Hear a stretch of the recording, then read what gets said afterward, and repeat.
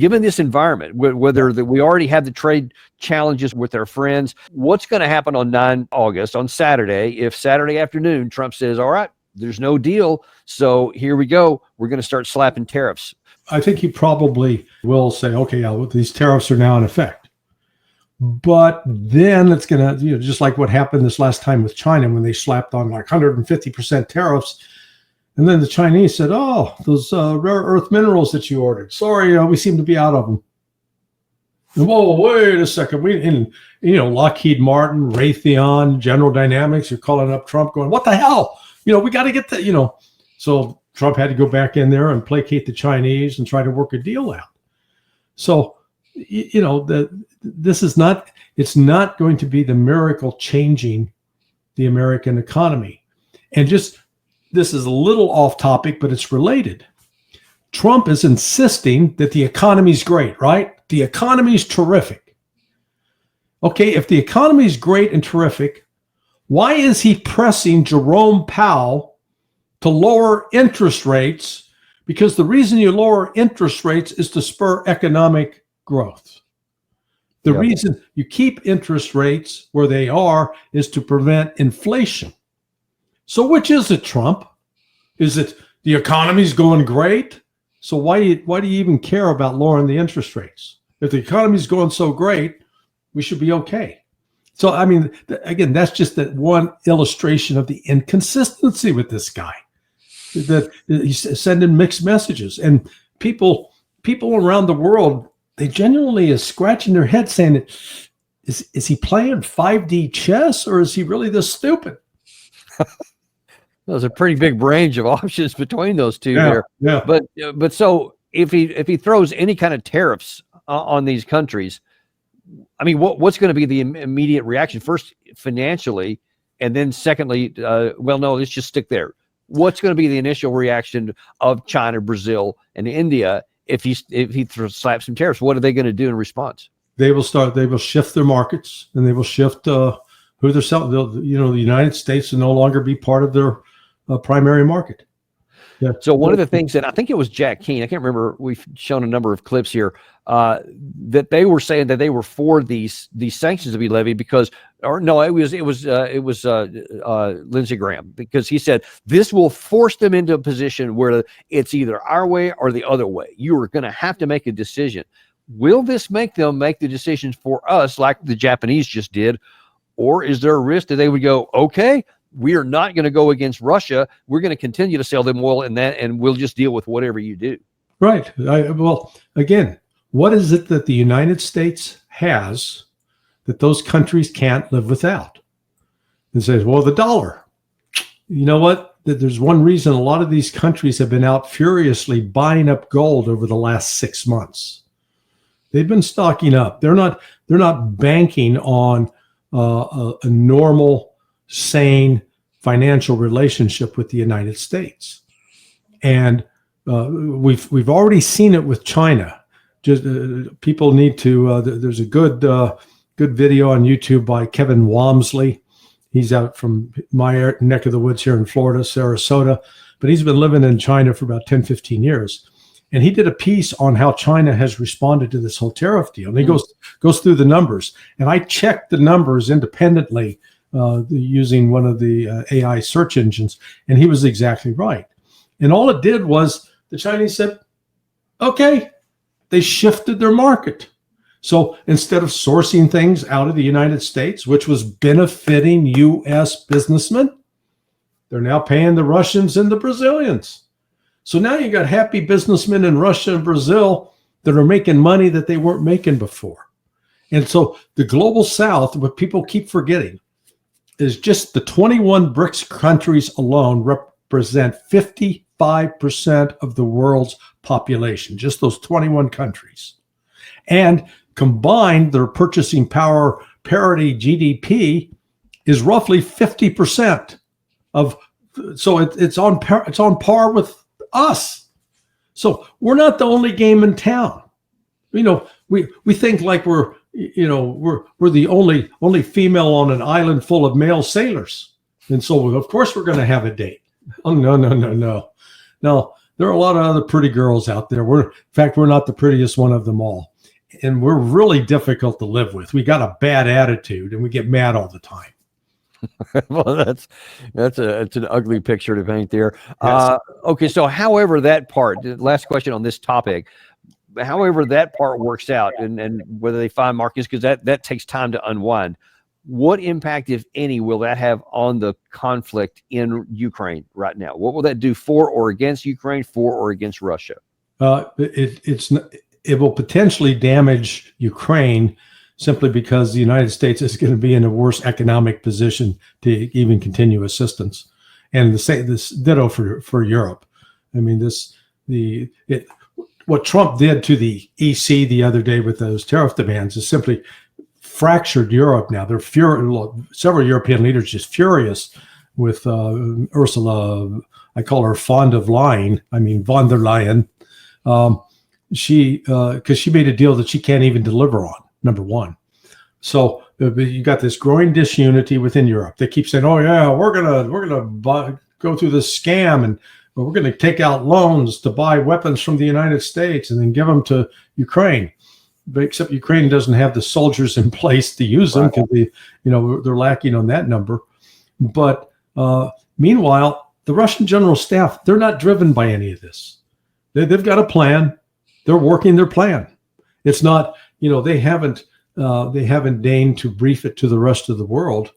But you see right now, the forces are rapidly coalescing in key areas.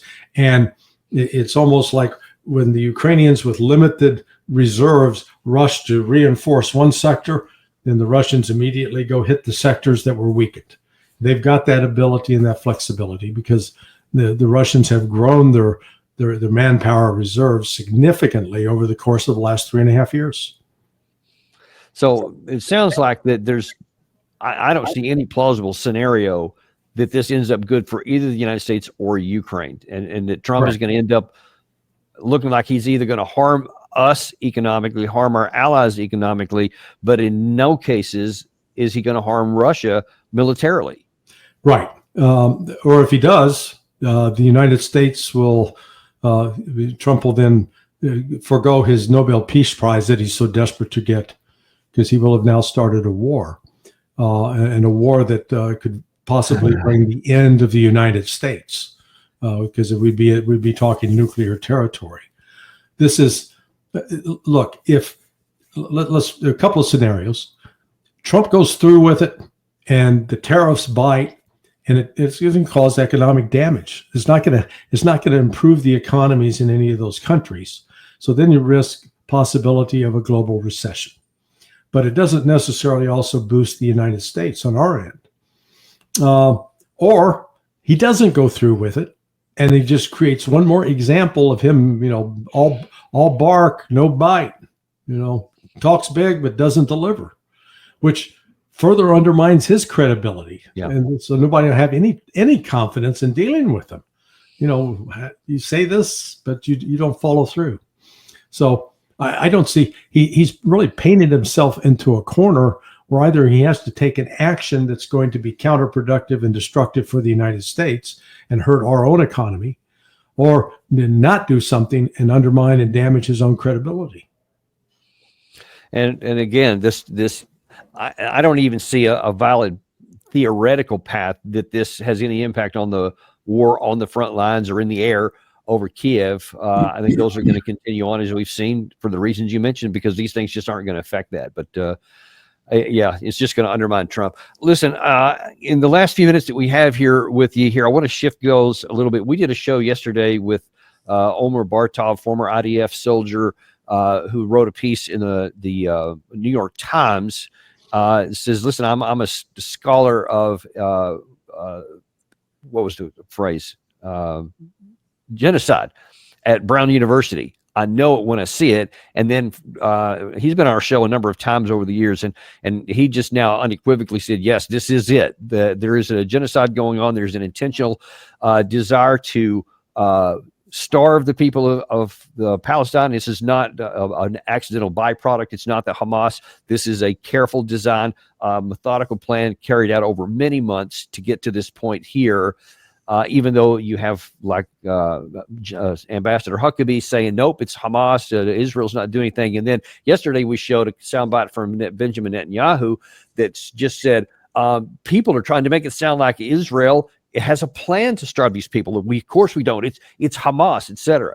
Well, we showed separately another video of Bartov himself reading from the Israeli press, where Benjamin Netanyahu all but directly stated, our plan is to destroy their houses so they have nowhere to go to by having them fed primarily in the southern part of the Gaza Strip to make life miserable so that they have to go somewhere else. Then they want to relocate them. That's what he's saying in the inside of Israel.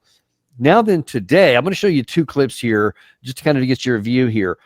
Here is Netanyahu in the same conversation where he'd made those statements here, is talking about how much the Judeo-Christian worldview cares so much about the sanctity of life.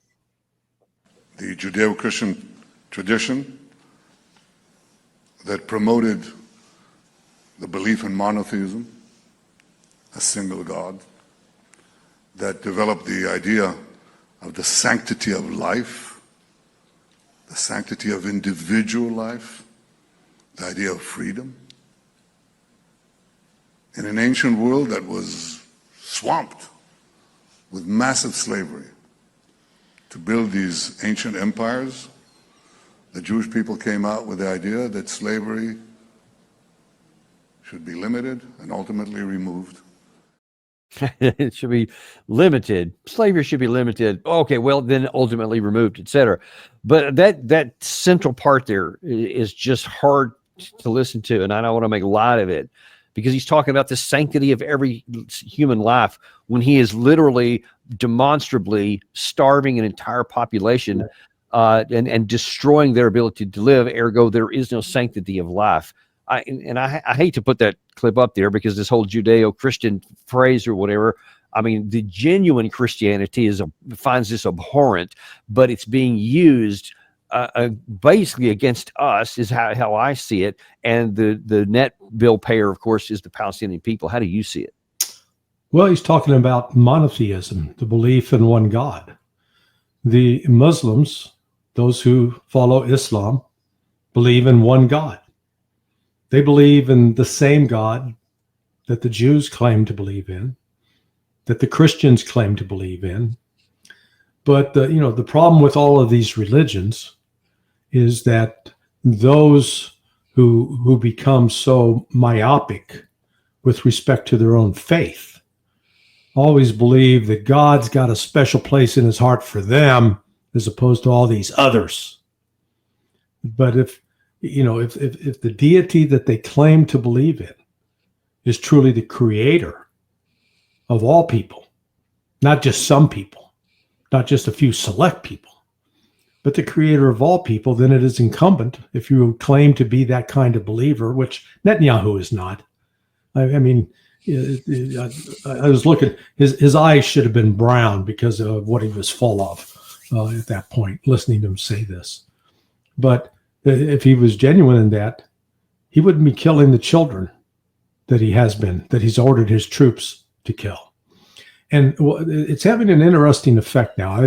There's that expression, jumping the shark, that, when you it was applied to a television show, that when they did something that was just so outlandish, it sort of broke the spell of belief and support that people had for that show. That's what's happened now to Netanyahu. The starvation, the visible starvation, the emaciated skeletons of these children and adults is all, you can put them side by side with images of those inmates that came out of Bergen-Belsen, Dachau, Sachsenhausen, that, the same kind of thing that, the Jews claimed was inflicted upon them by the Nazis. Well, now here we got these Zionists inflicting it upon Palestinian Muslims, upon Palestinian Christians. Yep. So it's a level of evil. And now we're seeing in Western, what is now public opinion of Bibi Netanyahu is now well up into the high 50s of disapproval in the United States. Previously, he had enjoyed majority support. 2 years ago. Not now. He has now erased that. And you're seeing within the Israeli society itself a number of prominent voices now speaking out and calling it a genocide and labeling that what Israel has now done, it has become the very evil that it claims it is combating. This continued murder every day, murder of these Palestinians in the name of, we had a terrible Holocaust on October the 7th. If they go back and honestly talk about what happened on October the 7th, the majority of the casualties that were inflicted by Hamas were on military targets, military facilities. And I maintain that we too often call terrorist attacks when there's a guerrilla attack on a military unit. Now, if you're the military guy getting attacked, I don't expect you to like it or, say, okay, no big deal. But that's not terrorism. Terrorism is the use of violence on civilians for political purposes. Very simple definition, one that Bibi Netanyahu used with William F. Buckley back in the 1970s. So he was right then, but he's forgotten what he defined now. Yeah, and you mentioned a second ago that there is an increasing movement within Israel. That Omer Bartov mentioned that on our show yesterday, that there was a group that an Israeli group that openly called this a genocide. And he said they're still kind of fringe. They aren't gaining widespread population, but there is a former Israeli prime minister, much to their credit of the Jewish people in Israel, said this. Tom Friedman is writing today in the New York Times. He said, this is the same Israel that only a month ago, or slightly more than a month ago, was so powerful in surprise Iran 1,200 miles from the state of Israel and eliminate some of its senior citizens and military commanders in their homes accurately. So is this Israel that is unable to provide food for the Palestinians in a territory which is entirely controlled by the Israeli army? And where people are now starving. I wonder just finally, Mr. Omer, how, as a proud Israeli, as a former Prime Minister of Israel, how that makes you feel?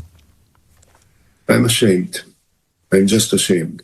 But I want to take this opportunity to draw your attention to something which is taking place, which is equally terrible.